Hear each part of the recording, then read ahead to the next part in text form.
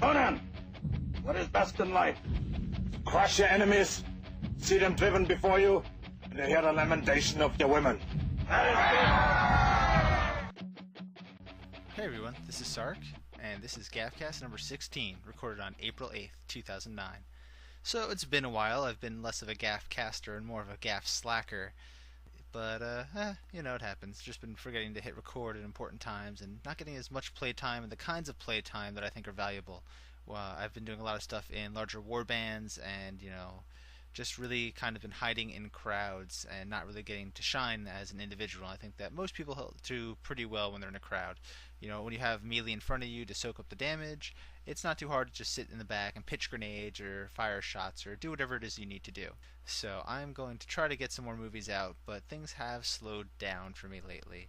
I will be trying a magnet spec at some point in the future. There was a bunch of interest in that, and I think that I'll do rifle as well, but I'm going to wait on that just for a bit. I'm going to see if I can get some pointers from one of my friends who is a good rifleman, and then I'm going to go into it armed with some good suggestions. Anyway, here I am with another GAFcast. So this one's pretty short. I only have a few things. The first one is in the future we're going to have a change of our damage in that weapon skill will be granting critical damage bonus. So what does that mean? Well, right now we get 50%, well, between 40 and 60% damage extra on a crit. So if normally you hit for 1,000 damage, you will hit for 1,500 when you crit. But when they change weapon skill and initiative, what they're going to do is weapon skill will add a critical bonus damage. So instead of doing 150%, you might do 175%. Initiative lowers the bonus. So let's say somebody stacks enough initiative that they have minus 25% to critical bonus damage. So if you're dealing 150, after their initiative you're dealing 125. Which is why you want to stack weapon skill so you can try to get yourself back up to 150 or higher so you're not losing any DPS.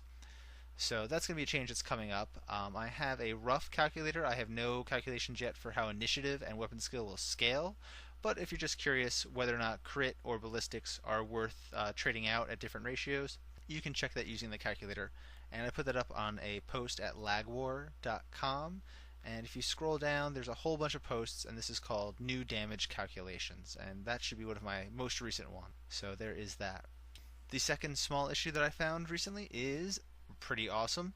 Now that the potions especially are getting cheaper in the auction house, well, you can only use your healing potions once per 3 minutes, right? So you get yourself, about 1,500 up to 3,000 if you buy those really expensive potions.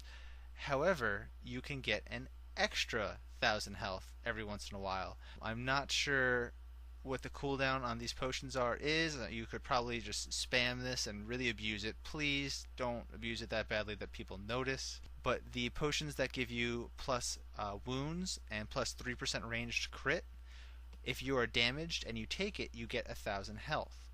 So if you're fighting somebody, as I just was a few minutes ago, of course I forgot to record, you can pop your regular potion, and then you can pop your plus 1,000 wounds potion, and that will give you an extra 1,000 health in the middle of combat.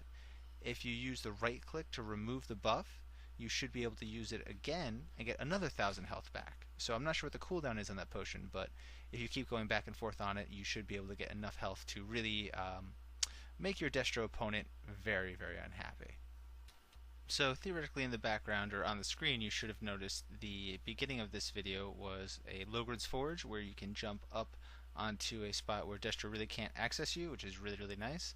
It's not too hard for them to make the first jump, but the second jump is usually the killer.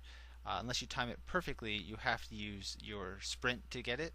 So it's really great because if somebody even does get up there, you can just knock them right off with a concussive grenade or with a hip shot knockback, or if you have it up at the time, which you should because you can't really use it unless somebody's on you, you can use your strafing run. So really great place, unless you have a ranged attacking you. I think at the end of the clip there's a Sarc who just put his shades on my face, me and the Bright Wizard who are up there, so bummer. But hopefully that will help you guys out in logrin's forge. So, short one this week, just trying to get back in the swing of things and keep myself regular. Make sure that you're using that extra potion to get yourself 1,000 health, and make sure that you are keeping an eye on weapon skill changes as they're announced in the PTR. Or if you don't want to keep an eye on them, just keep reading Lagwar. I'm sure that I'll put up posts as soon as I know more of the specific numbers. Anyway guys, enjoy Logrins. This is Sarc, heading out.